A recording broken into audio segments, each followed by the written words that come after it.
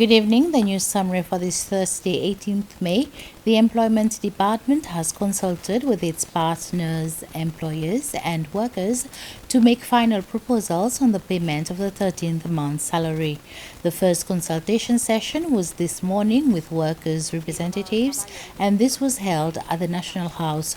The Principal Secretary for Employment, Véronique Bresson, explained that the payment for 2022, where 50% was paid automatically and the other 50% based on performance appraisal, was a transitional phase towards 100% performance-based payment in 2023.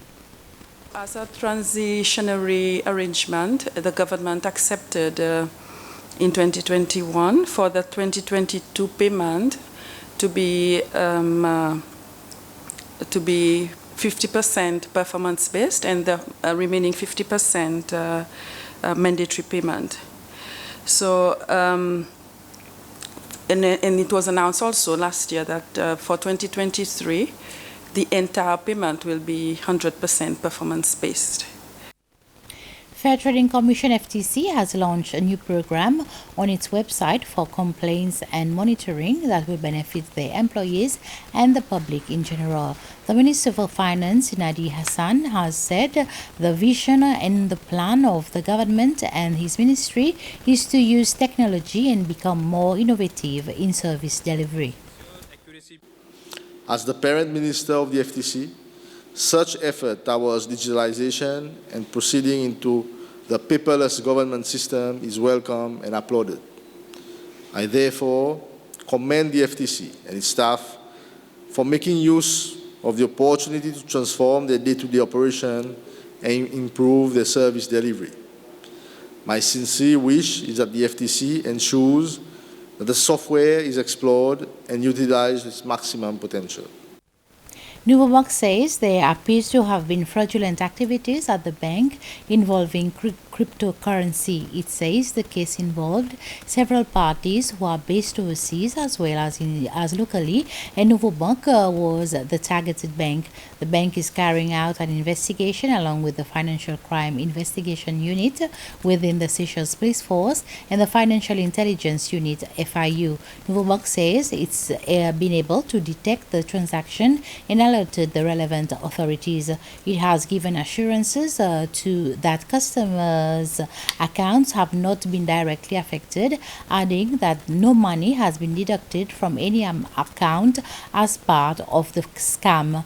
Nouveau Bank has also rejected reports on social media that members of its staff were involved in the scam. It adds that it has put in place additional necessary measures and controls to avoid a repeat of a similar situation. The Department of Agriculture will be using any profit made from the sale of animal feed in other agriculture projects.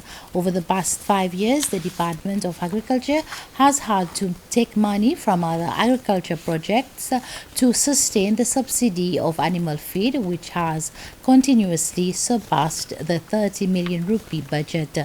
The Department of Agriculture, in collaboration with STC, will start importing and selling animal feed at the end of June. The feed from STC is expected to be imported at around 2 to 3 rupees cheaper than the feed imported by existing private companies. The Cabinet of Ministers has approved the Seychelles Investor Map, which will help investors understand the government's views as priority areas for investment.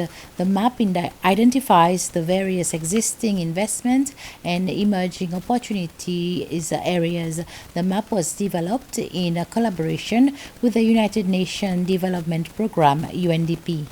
So the key sectors which have been deemed to be priority are grid-connected PV systems, solar, rooftop PV systems, off-grid PV systems. These would be PVs that generate electricity off the main grid, so they could be on an island, for example. Floating PVs, which we have a few examples, ecotourism projects, cultural and creative tourism, fish processing, sustainable export, crop production, cold storage, and digital marketplace applications. So Each one of them has its different merits. You will see that quite a few are involved with renewable sources and conservation. This we deem that as important because Seychelles, being a small island, we want to go green. So it's a tool which will basically allow the investors to go on a site. They'll get all the information they need about their sector and the environment around it, and this we hope will help us in our bid to improve our ease of doing business ranking in the world. The Cabinet also approved the Framework for Early Childhood Care and Education 2022. The mission is to work together to support the holistic development and well-being of children.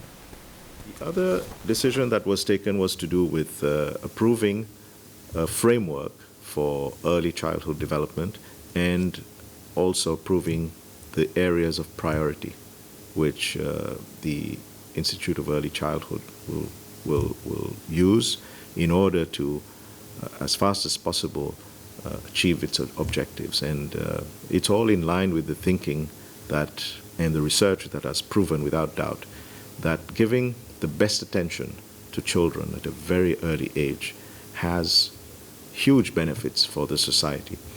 The attention that we're talking about is showing them how to get skills at a very early age, giving them good habits, and habits include what you eat, how you socialize, and also how you keep fit. We've approved that they need to be, they meaning the Institute of Early Childhood and Education, they must be given the support to coordinate and work with other institutions such as the Ministry of Education, the Ministry of Health, and all others involved, local government, family and social affairs, so that they coordinate to ensure that they deal with all the issues that affect those who are in the business of providing early childhood assistance to our kids. Officers from different departments and governmental agencies have gained more knowledge on the criteria and necessities that are needed when developing their own standards for their departments or concerned agencies. This is after they followed a workshop yesterday with the Seychelles Bureau of Standard, financed by and facilitated by the European Union. The aim of the workshop was to improve on the way that the agencies develop standards which can develop into a regulation. During the workshop, the participants had opportunity to share the process they follow. An expert from the European Union referred to standards in the law and talked about ways of making it appropriate. Chief Certification and Standardization Elvis Nisset says that the Seychelles Bureau of Standard will analyze the information shared and will continue to develop the standard systems in Seychelles. That's the end of this news summary. Have a pleasant evening.